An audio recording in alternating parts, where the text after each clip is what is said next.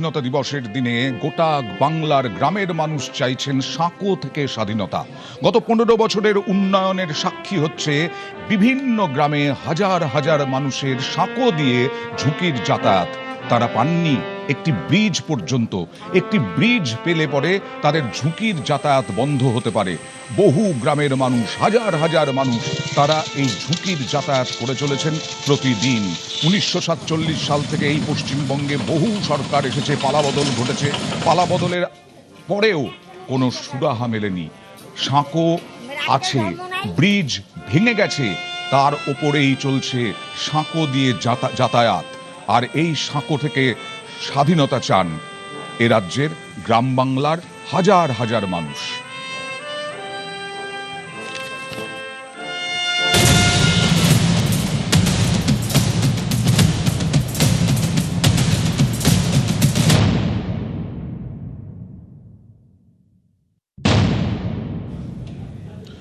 আমরা মানুষের পাশে মানুষের যন্ত্রণার খবর দেখাই।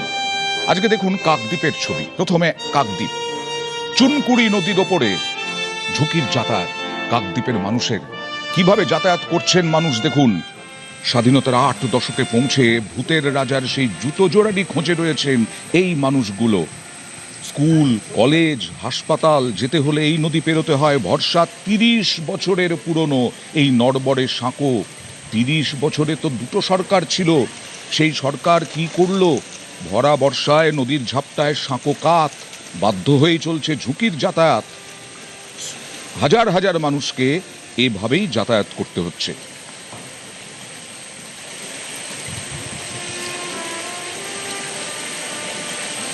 না না না,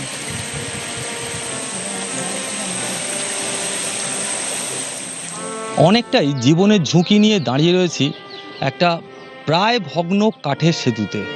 কয়েকদিন বৃষ্টি এবং তার জেরে মাটিতে ধস, এবং তারপরেই কিন্তু এই ভগ্ন প্রায় সেতুটিতে আমি ঠিকঠাক দাঁড়াতে পারছি না। আমি দেখানোর চেষ্টা করব। পুরো সেতুটি কিন্তু ভেঙে গিয়েছে এবং এখনও পর্যন্ত এই সেতুটি কোনো রকম গ্রামবাসীরা তালিতাপ্পা দিয়েছে বাঁশ দিয়ে, এবং তারপর যাওয়া আসা করছে। আমার সামনের দিকটা হচ্ছে ফটিকপুর, এবং এই ফটিকপুরের মানুষজনরা প্রতিনিয়ত এই ব্রিজটার ওপর অবলম্বন করে। প্রচুর সংখ্যক ছাত্রছাত্রীরাও এই ব্রিজের ওপর থেকে কিন্তু ওই পাশে রাজনগর গ্রাম রয়েছে, সেখানে যে স্কুল, সেই স্কুলে যায়। এই মুহূর্তে পরিস্থিতিটা ভয়ঙ্কর, শুধু এখন নয়, রাতের বেলাও কিন্তু এই ব্রিজের ওপর থেকেই আসতে হয়। আমাদেরও তো সমস্যা পড়তে হয়, যেতে আসতে, সাইকেলে যায়, বাইক যায়, ভেঙে গেছে, যাতায়াতেও অসুবিধা হচ্ছে, অনেকটা ঘুরে ঘুরে আসতে হচ্ছে। আবার আমরা এখন যেতে পারিনি, আমাদের ভয়েতে হাত পা কাঁপতে হচ্ছে। এই পোলটা ভেঙে গেছে ধস লেগে। পোলের খুঁটিটা খুব পরিস্থিতি খারাপ। বৃষ্টি এমনি এই পাড়ার ছেলেরা 2-4টে বাঁশ দিয়ে চলাচল করতেছে, খুব রিক্সে, জীবনের ঝুঁকি নিয়ে। ছাত্ররা যেতে পারছে না, আমাদের গায়ে ওদিক দিয়ে ঘুরে নিয়ে যেতে হয় 2-3 কিলোমিটার। ওখান থেকে ঘুরে উগলি বাজে। আপনারা চাচ্ছি ভালো হোক, পোলটা ভালো করে মেরামত করা হোক।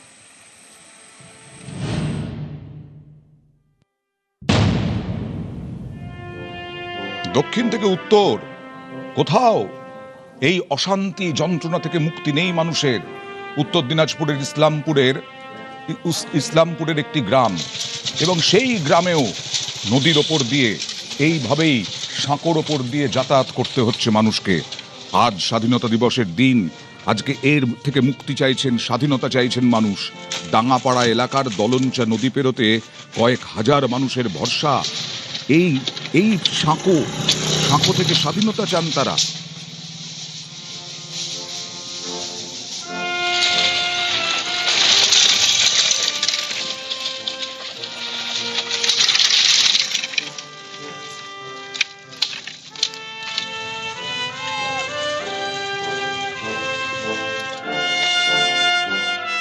শুধু মিলে প্রতিশ্রুতি, কাজের কাজ কিছু নেই।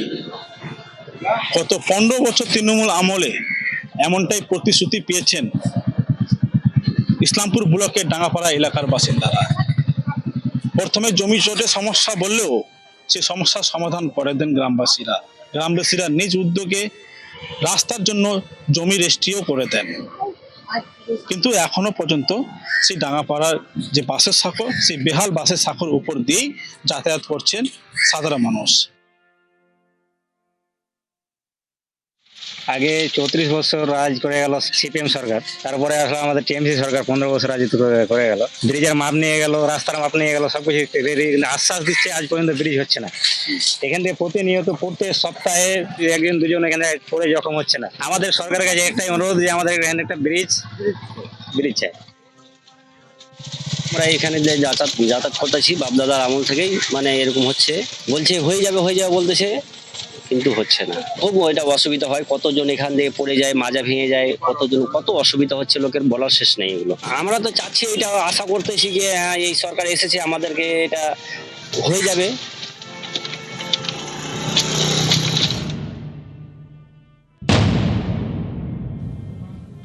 এই একজন হিসেব দিচ্ছিলেন 49 বছরের হিসেব। 49 বছর ধরে এই সাঁকো দিয়ে যাতায়াত করতে হচ্ছে। দেখুন, আবার উত্তর থেকে চলে আসি দক্ষিণে, কল্যাণীর কাঁচরাপাড়া পঞ্চায়েত, নদিয়ার কল্যাণীর কাঁচরাপাড়া পঞ্চায়েত। এই কাঁচরাপাড়া পঞ্চায়েতে যাত্রা সিদ্ধি গ্রাম, এই যাত্রা সিদ্ধি গ্রামের পাশ দিয়ে বয়ে যাওয়া খালের ওপর জরা জীর্ণ এই সাঁকো, নিত্য চলে ঝুঁকির যাতায়াত। এরাও চাইছেন সাঁকো থেকে স্বাধীনতা।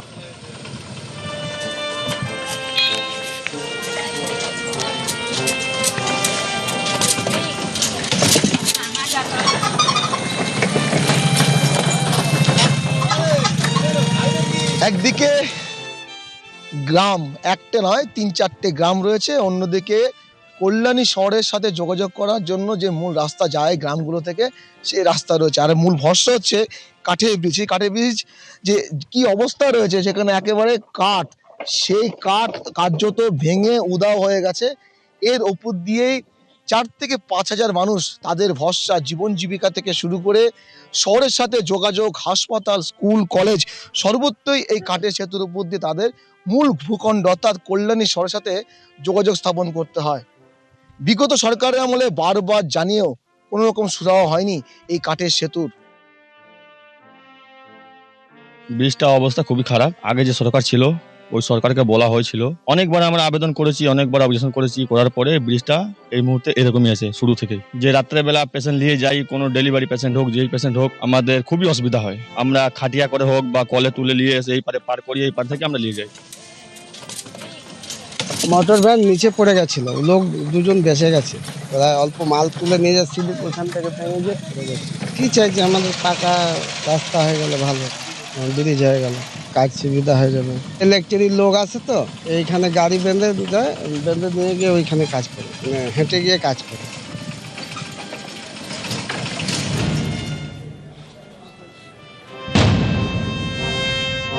এবার দেখাবো আবার উত্তরে, কোচবিহারের নয়ার বাঁধ।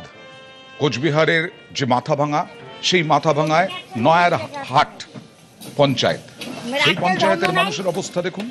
সেখানেও একই ছবি, বেহাল সাঁকো, একটা ব্রিজ, সেই ব্রিজটা ভেঙে চুড়ে একাকার হয়ে গেছে। তার ওপরে কাঠের পাটাতন, বাঁশ দিয়ে এইভাবে সাঁকো বানানো হয়েছে। তার উপর দিয়ে ভারী গাড়ি যাচ্ছে। কি করা যাবে? হাজার হাজার মানুষ, বিভিন্ন গ্রামের 3-4টে গ্রামের মানুষ, তাদের একমাত্র যাতায়াতের রাস্তা, না হলে হয়তো অনেক ঘুরে যেতে হবে খরচ বাঁচাতে। এইভাবেই ঝুঁকির যাতায়াত।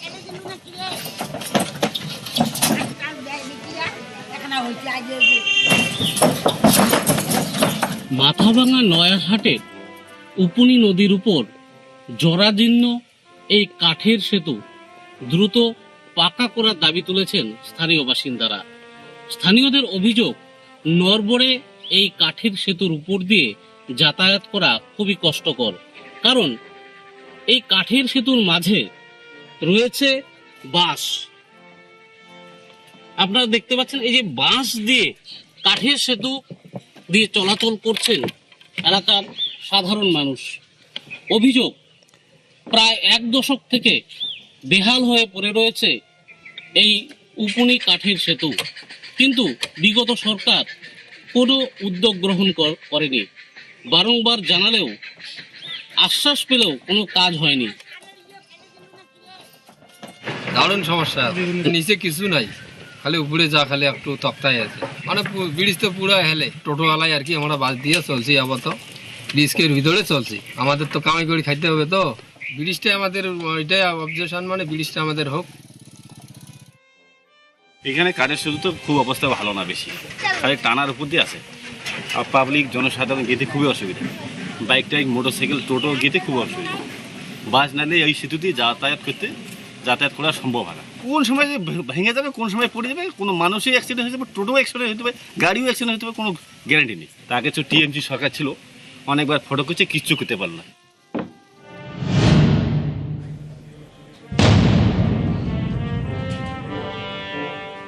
নকশালবাড়ির নাম অনেকেই শুনেছেন, আবার মনে করিয়ে দিই, নকশালবাড়ি দার্জিলিং জেলায়। সেই নকশালবাড়িতে খেমচি নদীর ওপর ঝুঁকির যাতায়াত, 16 আনা ঝুঁকি। দেখুন, এই অবস্থায় কোনো মানুষ যাতায়াত করতে পারেন? এই রকম একটা ভগ্ন দশা, সেটাও সাঁকোটাই ভগ্ন দশা, বেঁকে রয়েছে, যে কোনো সময় দুর্ঘটনা ঘটতে পারে। এবং এর আগেও শুনলেন যে এই ধরনের সাঁকো থেকে মাঝে মধ্যেই দুর্ঘটনায় পড়েন মানুষ।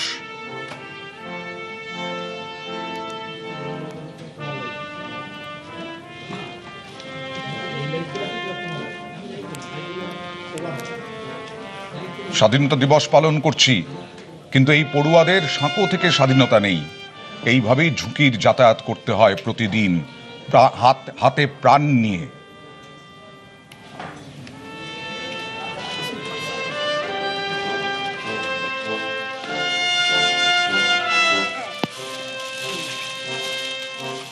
প্রাণের ঝুঁকি নিয়েই যাতায়াত করতে হয় এই গ্রামের বাসিন্দাদের। সেই বাঁশের সাঁকো যা কার্যত বিপজ্জনক অবস্থায় দিনের পর দিন, আর এর থেকেই মুক্তির পথ চাইছে এই নকশালবাড়ির খালবস্তির বাসিন্দারা। অনেকটাই বিপজ্জনক আর ঝুঁকিপূর্ণ, যা দিয়ে স্কুল ছাত্রী থেকে শুরু করে এখানকার সাধারণ মানুষ যাতায়াত করেন। 1-2 বছরের সমস্যা নয়, 10 বছর ধরেই এই বাঁশের সাঁকো কার্যত এই মানুষের সমস্যার জায়গা করে রয়েছে। দ্রুত পাকা স্থায়ী সেতু হোক, এই দাবি করছেন এই খালবস্তির বাসিন্দারা। অবস্থা তো এই খারাপ, 200-250 লোক যাওয়া আসি করে, ভয় তো লাগে। ভয় লাগলে আর কি করবো, কোন পঞ্চায়েত বলবো, কাকে বলবো? বর্ষার দিনে পুরো ফ্লাট হয়ে যায়, 2 মোড় 3 মোড় জল হয় এখানে। বাঁশের সাঁকো থাকে না, ভেসে যায়। এরকম মোটামুটি 10-15 বছর ধরে আছে। আমরা চাই একটা পাকার ব্রিজ দাও।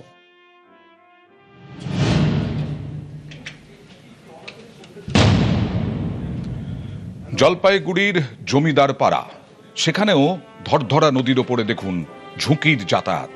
একেবারে এইভাবেই ঝুঁকি নিয়ে, 100% ঝুঁকি নিয়ে যাতায়াত করতে হয় জলপাইগুড়ির এই ধরধরা নদীর ওপর দিয়ে বিভিন্ন গ্রামের মানুষকে। কয়েক হাজার মানুষ, হাসপাতাল আছে, স্কুল কলেজ আছে, সেখানে যাতায়াত করতে হয়। আর এইভাবেই ঝুঁকির যাতায়াতে মানুষ অভ্যস্ত হয়ে গেছেন, কিন্তু তারা দাবি করছেন সাঁকো থেকে স্বাধীনতার।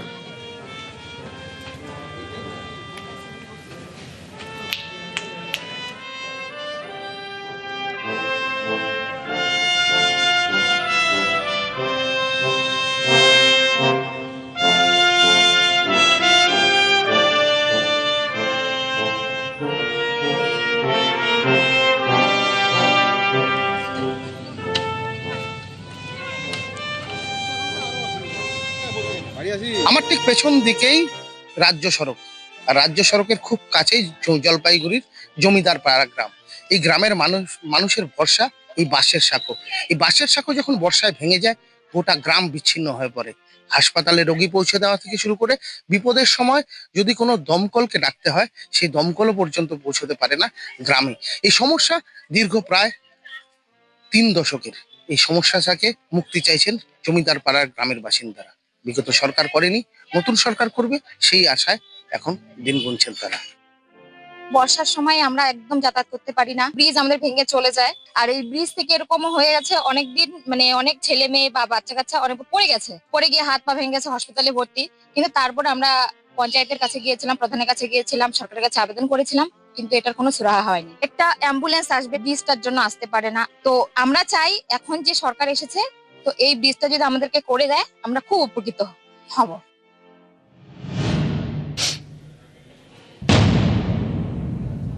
অভাববোধটা বুঝলেন? একটা অ্যাম্বুলেন্স পর্যন্ত এই গ্রামগুলোতে ঢুকতে পারে না। এই সাঁকোর জন্য? যারা রোগী মরণাপন্ন তারা কোথায় যাবেন, কিভাবে যাবেন? এই ঘাটালে দেখুন, এমনিতেই বন্যার যে এলাকা, সেই ঘাটালেও একটা ব্রিজ ছিল, কালভার্ট ছিল, সেই কালভার্টটা ভেঙে গেছে, সেটা সারাইও হয়নি, তার ওপরেই সাঁকো বানানো হয়েছে। কালভার্টের ওপর দিয়েই ঝুঁকির যাতায়াত ঘাটালে।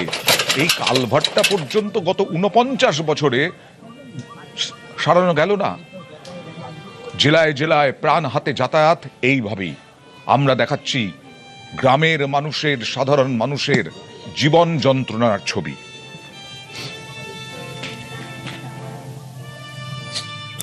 ঘাটাল ব্লকের গড়খাই চাতালে রয়েছি। ঠিক আমার পেছনেই কিন্তু পান্না গ্রাম, আর পান্না গ্রামের এই যে প্রধানমন্ত্রী সড়ক যোজনার রাস্তা, সেই রাস্তা কিন্তু একবারে বিচ্ছিন্ন হয়ে গিয়েছে, কারণ সেই রাস্তা আর কিন্তু আস্ত নেই। রাস্তার উপরে যোগাযোগ বিচ্ছিন্ন হয়ে গিয়েছিল বেশ কয়েক বছর ধরে। অস্থায়ীভাবে বাঁশ দিয়ে কিন্তু পারাপারের ব্যবস্থা করা হয়েছে, আর তাতেও কিন্তু ঝুঁকি নিয়ে যাতায়াত করতে হচ্ছে এলাকার মানুষকে, কারণ যে কোনো সময় কিন্তু দুই দিকেই জল রয়েছে, দুর্ঘটনা ঘটতে পারে। আর তাদের দাবি বারবার প্রশাসনকে জানিয়েও কোনো কাজ হয়নি। তবে এইবার রাজ্য সরকার পরিবর্তন হয়েছে, তারা চাইছেন বর্তমান রাজ্য সরকার তাদের জন্য কংক্রিটের ব্রিজ তৈরি করুক। আমাদের তো এটাই যাতায়াত, সবাইকেই তো বলা হচ্ছে বাগানোর জন্য। আমরা চাইছি এটা যা হইলে তো ভালোই হয়। বিশাল কষ্ট হচ্ছে, কি বলবো। প্রত্যেকবারে বলছে যে সরকার এলো 15 বছর করে দেবো, কিন্তু আজকাল লজ্জাজনক কথা, প্রধানমন্ত্রী সড়ক যোজনা রাস্তার মাঝখানে খানা থাকে কি করে? হ্যাঁ, সরকারে কি দেখার চোখ নেই? বহু জায়গার লোক যাতায়াত করছে, এটা মেন রাস্তা একটা। যেখানে খুশি যাইতে পারি, 2 নম্বর